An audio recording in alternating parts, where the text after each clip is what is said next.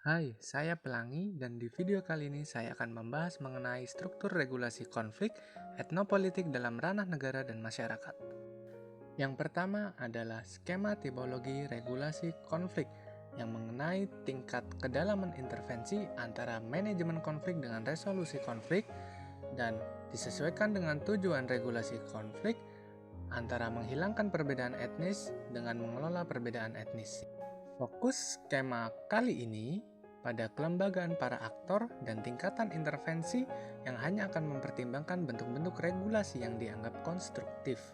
Selain itu, terdapat dua dimensi yaitu ranah negara masyarakat dan tingkatan makro-mikro. Berikut tabel untuk menjelaskan lebih lanjut. Selanjutnya, mengenai aktivitas mikro dalam negara. Kegiatan ini melibatkan pihak terkait berupa negosiasi atau perjanjian antara negara yang terkena dampak atau kepemimpinan etnopolitik.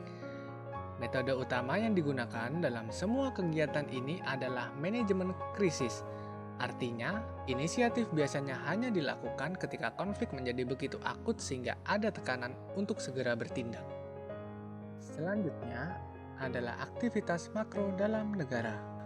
Dalam beberapa kasus, ukuran makropolitik paling radikal yang digunakan untuk mengatur konflik etnonasional adalah pemisahan diri oleh kelompok tertentu yang menganggap dirinya dirugikan oleh negaranya, dan hanya sedikit yang berakhir dengan kesepakatan bersama dan damai.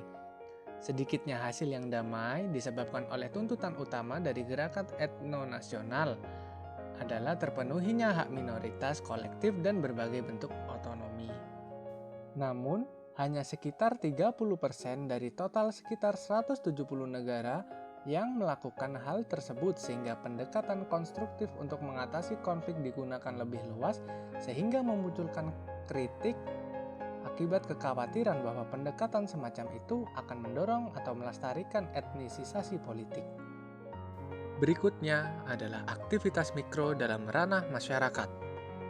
Konflik etnopolitik tidak hanya menjadi perhatian para pemangku kebijakan, namun juga menjadi perhatian dalam struktur sosial masyarakat.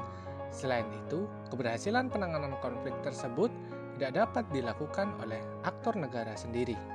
Dalam hal ini, terdapat perbedaan terminologi mengenai peacemaking dengan peacebuilding.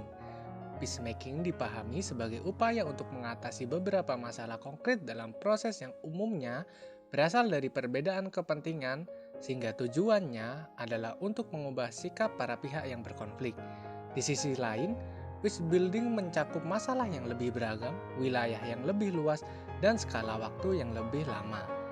Peace building bertujuan untuk mengubah struktur sosial yang mendasari konflik dan mengubah sikap para pihak yang berkonflik. Dalam ranah mikro masyarakat, banyak inisiatif untuk membangun perdamaian serta menyelesaikan konflik yang ada, meskipun kurang memiliki akses langsung ke tingkat pemimpin. Meskipun kurang memiliki akses, mereka berusaha membantu dengan cara pranegosiasi yang merupakan bagian dari persiapan untuk negosiasi resmi.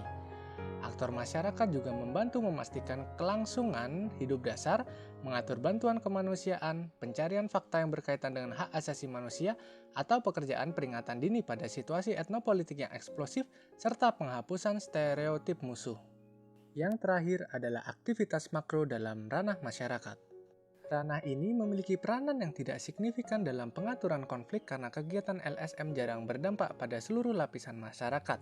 Selain itu, anggapan bahwa yang memprakarsai perdamaian dari jenis struktural dan institusional adalah badan-badan negara dan pemimpin formal, sehingga LSM menjadi tidak dikenal oleh masyarakat.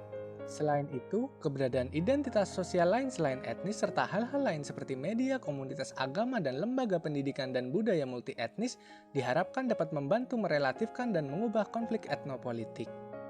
Sekian video kali ini, dan sumber materi video kali ini adalah buku Structure, Process, and Strategies for the Constructive Regulation of Ethnopolitical Conflict by Norbert Roper, Chapter 3. Thank you for watching and see you on the next video.